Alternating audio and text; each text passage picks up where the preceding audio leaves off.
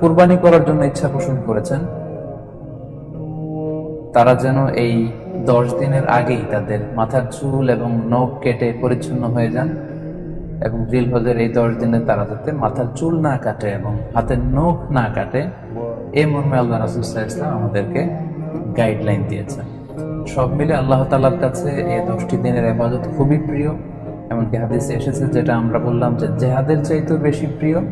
এজন্য এই সুবর্ণ সুযোগটুকুন যেন আমরা কখনোই মিস না করি।